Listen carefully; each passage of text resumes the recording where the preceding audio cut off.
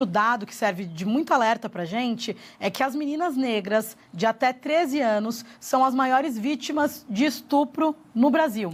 O crime cresceu 91,5% em 13 anos. E é exatamente sobre esse assunto que a gente conversa agora com a Flávia Albaine. Ela que é defensora pública e especialista em direito das minorias, está por aqui com a gente. Flávia, muito bom dia para você. Não tem como a gente não se entristecer com esses números. Eu, principalmente, enquanto uma mulher negra, tendo que noticiar isso, tendo que acompanhar esse tipo de dado. E ainda mais, né, Flávia, quando a gente sabe que a maioria desses casos acontecem dentro da própria casa, né? Bom dia mais uma vez. Bom dia, Regina. Bom dia, Cássio. Exatamente. São dados extremamente preocupantes, né? Essa violência, na sua grande maioria, ela acontece dentro do seio familiar, o que faz com que a vítima tenha muita dificuldade de pedir ajuda e que faz com que também nós, enquanto sociedade, tenhamos dificuldade de atuar na prevenção dessa violência. Tá? Porque como essa violência muitas vezes é cometida por alguém que deveria estar protegendo a vítima, né? Um pai, um padrasto, um avô, um tio, um primo, um amigo próximo da família, na sua grande maioria, ela acontece nessas circunstâncias dentro do seio familiar. Então, a dificuldade que a vítima tem de pedir ajuda é muito grande. Né? Mormente se considerarmos que essas vítimas são muitas vezes crianças e adolescentes, né? vulneráveis pelo fato de ser criança, vulneráveis pelo fato de ainda não conseguir ter autonomia financeira e emocional. Então, elas têm muita dificuldade de pedir ajuda e de romper esse ciclo de violência. E, doutor, inclusive, né, eu gostaria de repercutir um outro dado importante do anuário sobre a questão da segurança pública, né? Tanto que das 10 cidades mais violentas, 6 ficam no estado da Bahia. A gente sabe que isso vem se repetindo todo ano com o anuário da segurança pública, sempre cidades do norte e nordeste, né, entre as mais violentas, as mais perigosas para se morar, com grandes e altos índices também, né, de violência. E não é algo sazonal, é algo permanente. Há explicações sociais, há outras explicações que você poderia trazer para a gente para que o Norte e o Nordeste tenha esse número tão elevado e se tornem cidades tão perigosas? Há vários fatores aí incidindo, né? Tem essa questão do fator cultural, que infelizmente essa cultura de machista, né? De muitas vezes o homem adulto se achar no direito de violentar sexualmente uma mulher, criança, adolescente, né? Ou de cometer outros tipos de violência contra mulheres adultas também, é uma questão cultural do machismo estrutural, onde o homem ainda se acha dono da mulher e no direito de violentar essa mulher. Então, tem essa questão cultural muito arraigada, muito forte, muito difícil de combater. Tem outros fatores também, como, por exemplo, a dificuldade das autoridades públicas chegarem a certos locais mais longínquos, né, para atuar na prevenção e na repressão desse tipo de violência. A questão da educação da sociedade, da conscientização, para que essas vítimas procurem ajuda e não normalizem esse tipo de violência. Então, são vários fatores incidindo. As questões geográficas, né? Os estados do norte, por exemplo, são estados geograficamente muito grandes, há muitas zonas rurais. Então, muitas vezes, o poder público tem dificuldade de chegar nessas regiões para atuar de forma preventiva e de forma repressiva. E outra questão importante, esses dados são os que chegaram ao nosso conhecimento enquanto sociedade. Há muitas situações que são subnotificadas, ou seja, a violência acontece e a gente não tem nem consciência de que ela está acontecendo. Acreditem, há muita subnotificação, ou seja, a gente não toma conhecimento. Então, esses dados que chegam, na prática, muitas vezes eles ainda são até maiores. De fato, doutora. E também acho importante a gente trazer mais detalhes em relação a esse recorte racial.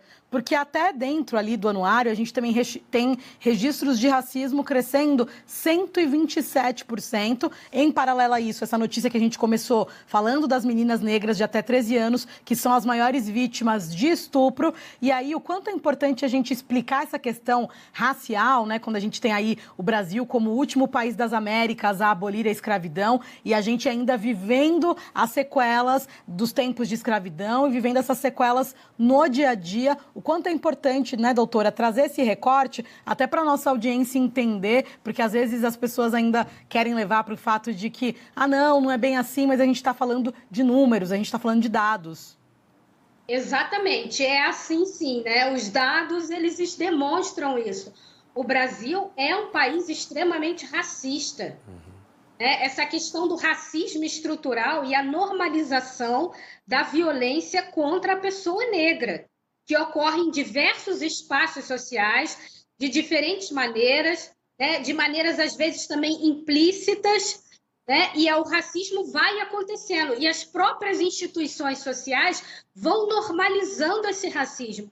Não à toa, os jovens negros também, a título de compartilhamento de informações, os jovens negros também, segundo os dados, são as maiores vítimas da letalidade policial, muito mais do que os jovens brancos, por exemplo. Então, o racismo está aí, gente. Isso é inquestionável, a presença do racismo na sociedade brasileira.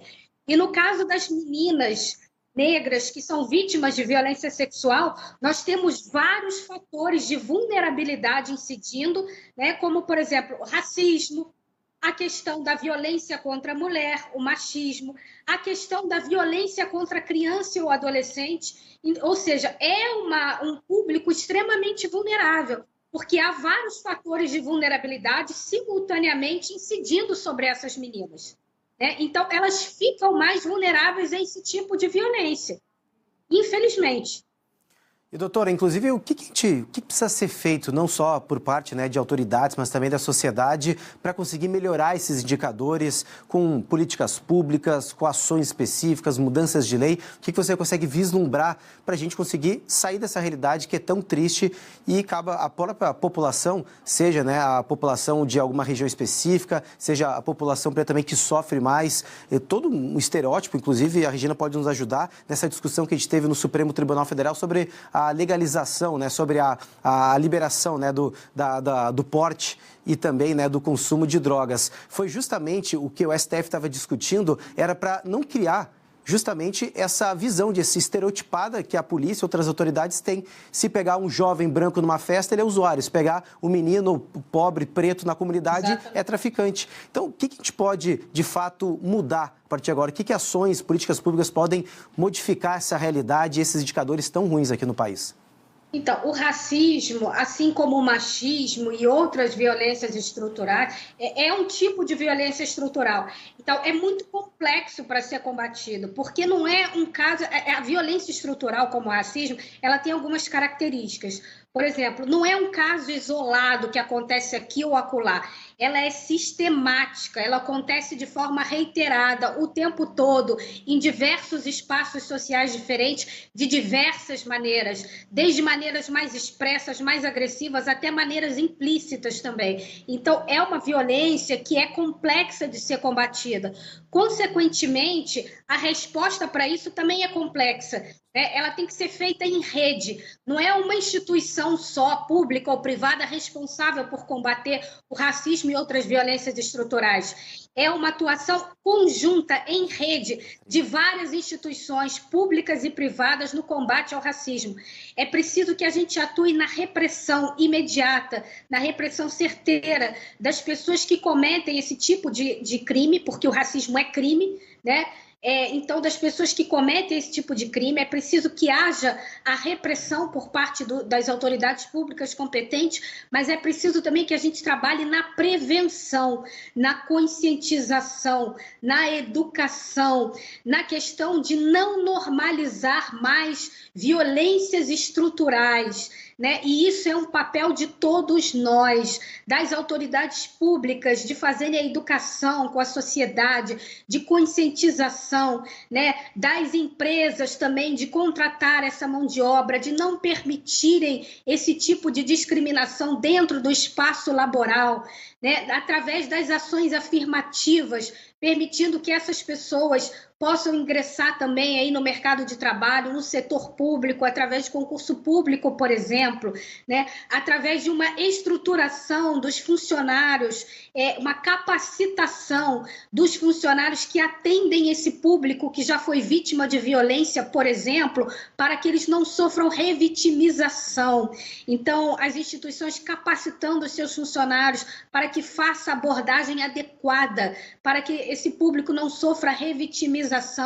Cada um de nós também, né? Eu, Flávia, enquanto pessoa física, por exemplo, eu também tenho essa responsabilidade. A partir do momento em que eu não compartilho de piadas racistas, né? O racismo recreativo, que tecnicamente a gente fala, que é aquele racismo que está ali ocorrendo através de piadas, através de comentários. Então, cada um de nós, pessoa física, também tem esse papel de não ser conivente com o racismo recreativo, de não ser conivente com a ocorrência do racismo e de outras violências estruturais dentro dos ambientes sociais que a gente frequenta, seja no trabalho, seja na família, seja num ambiente de lazer, né? De não compartilhar essas ideias, de se posicionar contra essas ideias, de ajudar na disseminação da educação. A educação é a chave para que a gente possa mudar esse cenário esse cenário a médio e a longo prazo.